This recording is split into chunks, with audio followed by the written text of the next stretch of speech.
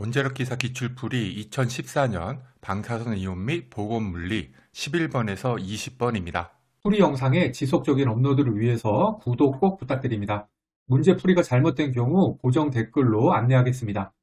댓글을 통해 추가적인 문제 풀이 해설은 하지 않습니다.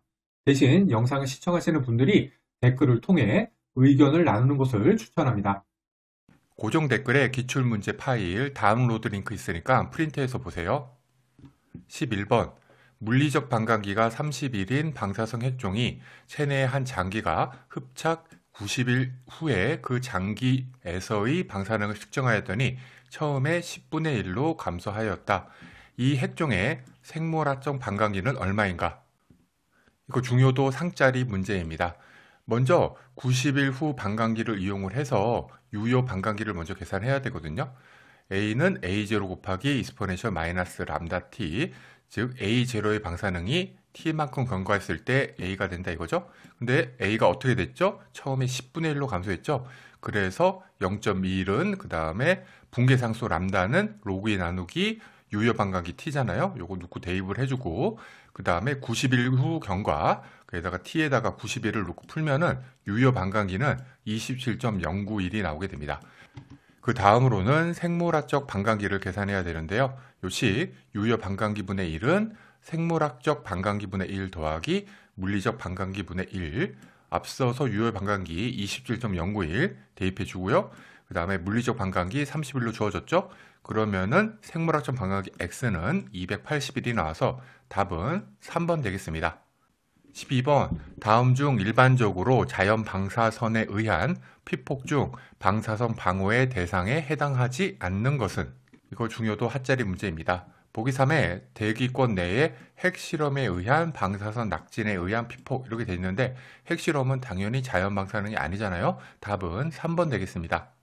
13번 다음 중 기체 충전형 검출기에서 입사 방사선의 에너지에 비례한 계측 신호 크기의 선형성이 나타나는 영역을 모두 고른 것은? 요 표 굉장히 중요한 표인데요. 이거 꼭 암기해 두시고요. 전압 영역, 비례 영역, GM 영역별로 입사 에너지가 증가할 때 출력 포스가 어떻게 되는지, 그 다음에 에너지 분해능은 있는지, 그리고 입사 에너지가 아니라 인가 전압이 증가했을 때 출력 펄스는 어떻게 되는지를 요 표에 정리해 두었거든요. 먼저 전압 영역이랑 비례 영역 같은 경우에는 입사 에너지가 증가할 경우에 출력 펄스가 증가하게 됩니다. 즉 에너지 분해능이 있는 거예요. 여기 구분 가능이라고 해놨죠. 요건 달리 표현을 하면은 에너지 크기와 방사선 종류의 구분이 가능하다라고 보시면 됩니다. 따라서 문제에서 입사 방사선의 에너지에 비례해서 선형성이 나타나는 것은 전압 영역이랑 비례 영역이 되죠. 답은 2, 라다 되겠습니다. 하지만 GM 영역 같은 경우에는 입사 에너지가 증가하더라도 출력 펄스가 일정하게 나타나기 때문에 에너지 크기나 방사선 종류의 구분이 불가능합니다. 14번 다음 중 3매부 이상의 고에너지 베타선을 차폐하기 위한 방법으로 가장 효과적인 것은? 중요도 상짜리 문제 되겠습니다. 고에너지 베타선은 납과 같은 원자 번호가 큰 물질로 직접 차폐를 그냥 하게 되면은요, 제동 복사선이 많이 발생하게 됩니다. 따라서 다음과 같은 2단계 차폐를 적용을 합니다. 먼저 1단계로는 원자 번호가 작은 플라스틱이나 알루미늄 같은 물질로 먼저 차폐를 해서 베타선의 발생을 막고요. 그 다음으로는 1단계에서 발생한 제동 복사선을 원자 번호가 큰 납 등의 물질로 차폐를 하게 됩니다. 즉 보기 2와 같이 원자 번호가 낮은 물질을 앞에 두고 그 뒤에 원자 번호가 높은 물질을 두어서 차폐를 해야 됩니다. 답은 2번 되겠습니다. 15번 다음 중 ICRP 60과 ICRP 103의 공고 기준에서 방사선 가중 인자 값이 다른 것은? 그 중요도 중짜리 되겠습니다. 방사선 가중치는 알파선은 20, 양성자는 2, 베타선은 1, 감마선은 1이거든요. 이 수치 일단 암기해 두시고요. 그리고 양성자 가중치 같은 경우에는 ICRP 60에서는 원래는 5였는데 ICRP 103에서 2로 감소를 했고요. 그 다음에 중성자 가중치 같은 경우에는 ICRP 60에서는 불연속적인 값이었지만 ICRP 103에서는 연속 함수로 변경이 되었습니다. 즉 양성자와 중성자의 가중치가 62랑 103에서 달라졌는데 보기 중에서는 중성자가 나와 있네요. 답은 4번 되겠습니다. 16번 다음 중 지행 계수기에 대해 설명한 것 중 틀린 것은? 지행 계수기 특징 이거 전부 다 암기사항입니다. 먼저 한 개의 입사 입자로 계수관 전체에 걸쳐서 방전이 발생하게 됩니다. 즉 1차 전지와 무관하게 생성되는 2차 전지를 측정하게 되거든요. 보기 1. 발생하는 전류 펄스는 1차 전자수에 무관하며 계수기의 크기나 가스 압력 등으로 결정되어 비슷한 크기를 가진다. 요거 맞습니다. 그 다음에 보기 2는 기체 증폭도는 10의 9승 정도이다 라고 되어 있는데 원래는 증백에서는 10의 8승 정도인데요. 제가 확인한 자료는 10의 8승이 맞는데 요거는 10의 9승도 틀리지 않은 것으로 했네요. 보기 1이랑 2는 옳습니다. 다음으로 두 번째 특징. 지행 계수기는 충전 기체로 아르곤 등 불활성 기체를 사용을 하고 불감 시간은 수백 마이크로세컨드입니다. 보기 3도 옳습니다. 그 다음에 수명은 일반형은 제한은 있지만 할로겐형의 경우에는 수명이 매우 깁니다. 다음으로 보기 4는 에너지와 방사선의 종류 판별이 가능하다 이렇게 되어 있는데 이거 앞선 표죠. 어떻게 되어 있죠? 입사 에너지가 증가를 하게 되면 출력 펄스가 일정하기 때문에 에너지 분해능이 없다 이렇게 되어 있죠.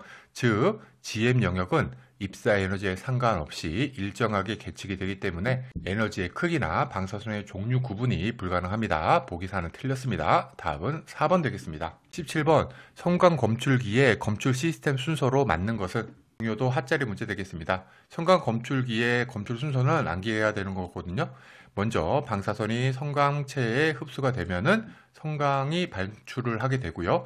이 성광이 광전자 증배관에 입사를 해서 증배가 되고 광전 효과로 광전자가 반출을 하고 그 다음에 증폭이 된 다음에 생성된 전기 신호를 개수하게 됩니다. 답은 4번 되겠습니다.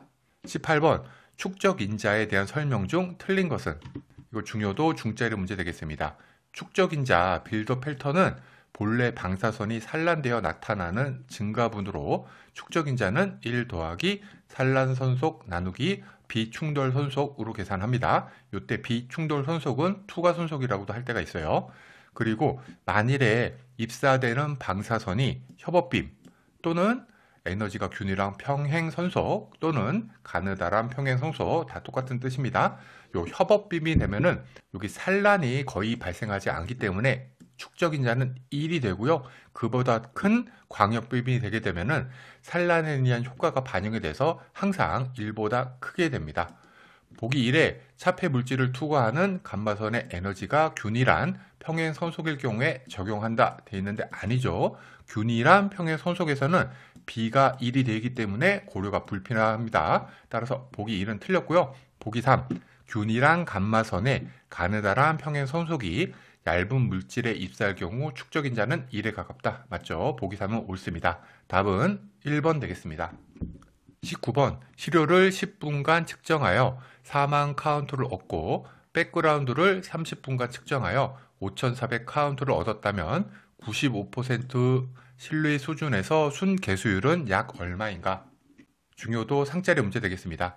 측정 개수율은 10분간 4만 측정했죠. 그러니까 4만 나누기 10 하면은 4000cpm. 백그라운드 개수율은 30분간 5400 측정했죠. 그러면은 5400 나누기 30은 180cpm. 순 개수율은 측정 개수율 빼기 백그라운드 개수율 해주면 되죠. 그러면은 3820cpm이 나옵니다.